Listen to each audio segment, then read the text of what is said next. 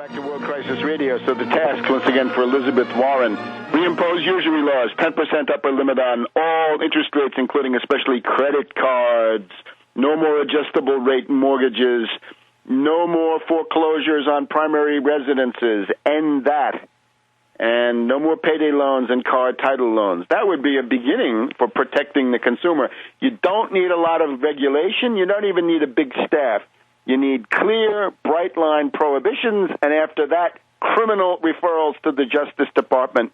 You foreclose on an American, you go to the Huskow, you go to Leavenworth.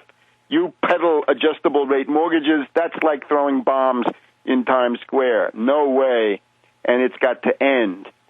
Now, concerning the replacement for Summers, why? Let's see who. We don't have any particular candidate here, but let it not be a disciple of Robert Rubin.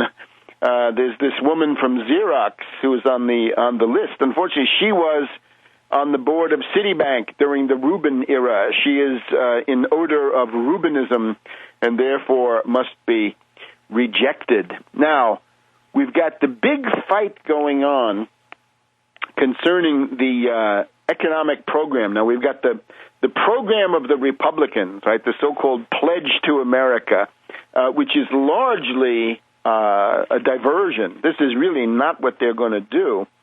I would, in particular, call your attention to these questions of taxes and some interesting muckraking journalism that has been done. Now, obviously, in these times, gold is where you find it. So you got to essentially look at information.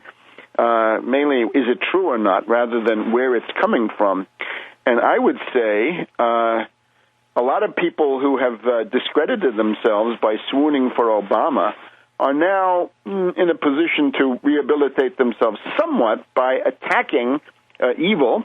And if they can't attack Obama, some of them can do that. But mainly some of them can attack the reactionary Republicans. And that's this demagogy about small business. This is a double demagogy.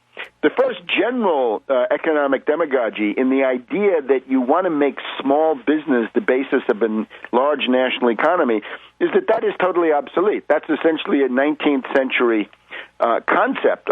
Small business will always be around, but the idea that you can build an entire nation on Starbucks and local small businesses, no.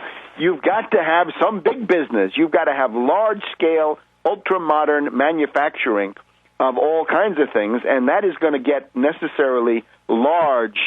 So the idea that small business is in itself the immediate medicine, the remedy for everything, this is obviously wrong. But then, who qualifies in the Republican demagogy, the cokehead Tea Party demagogy? Who qualifies as a small business? Well, it turns out that a lot of these are not individuals, and they're not even sole proprietorships, but they are S corporations and LLCs. S corporations and LLCs. And of all people, Olbermann on MSNBC gave a list of, and I compiled it, the people, the companies, the concerns that masquerade as small business because they are S corporations or LLCs. And I will say in advance, it's time to take a look at S corps, right? Because this may be a way to save some money quite legally. Start with Kohlberg, Kravis, Roberts, right? The greatest leveraged buyout bandits of the age. Worked closely with Michael Milken, but escaped prosecution. That would be Henry Kravis, great friend of Bush, and his father was a great friend of Bush the Elder. Then we have Price Waterhouse, the famous accounting firm. We have the Koch Industries, Koch Industries, the home of the cokeheads, with their 70,000 employees. They're a small business. The Chicago Tribune is an S Corp, a small business. The Hillman Corporation, another S Corp. Venn Strategies, Feral Gas with $2 billion in revenue. Coors Tech. Now, this is Adolf Coors. This is the arch-reactionary funder of the Heritage Foundation at the beginning of this. The Dead River Company, $500 million in revenues. McElhenney Tabasco Sauce, $250 million in revenues. Fidelity Investments, the biggest mutual fund company on the planet last time I looked. Bechtel Corporation, huge international engineering corporation, 50,000 employees. Carl Lindner, an unsavory type. Cindy McCain, by virtue of her beer distribution. Obama, in his capacity as an author, when they conduited all that money to him under the cover of the advances for Dreams of My Father and all that. Obama's an S-Corp. Philip Anschutz, who owns the Weekly Standard in Washington, D.C., also an S-Corp, an owner of pieces of 100 different businesses. And, let's see, I think we've got that, there are more. Anyway, you get the idea, right? It's a long, long list. This is why when we're told that 3% of the small businesses, so-called, have 50% of the small business income, it's clear that these are small businesses of a very special type. In other words, these are pass-throughs, and this is done for tax advantages. Now, this is an interesting subject to study, but mom-and-pop local stores, right, the dry cleaner, the restaurant, the auto mechanic, they are not.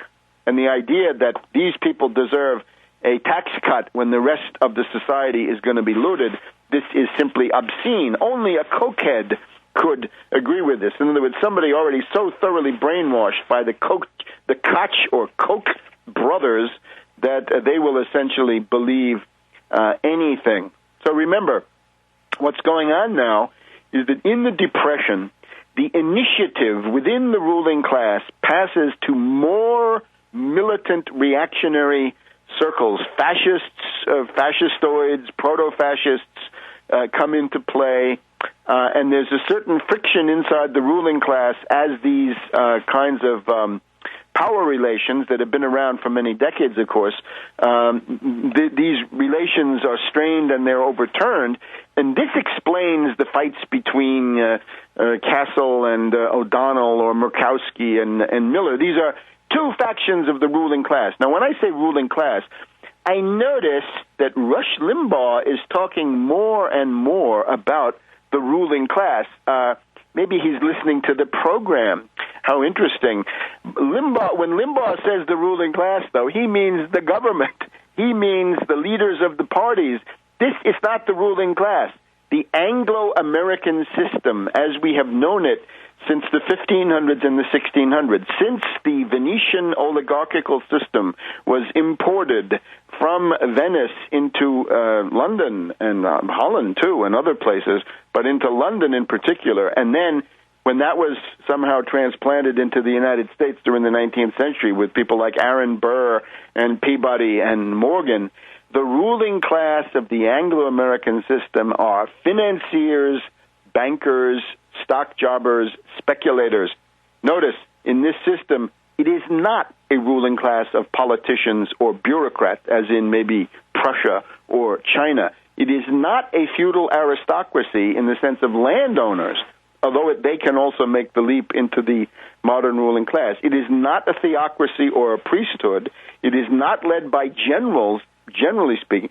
The exceptions, of course, generals with real power are the ones that find favor with the financiers, and whatever other variations. It's not any of those. It is the financiers that rule.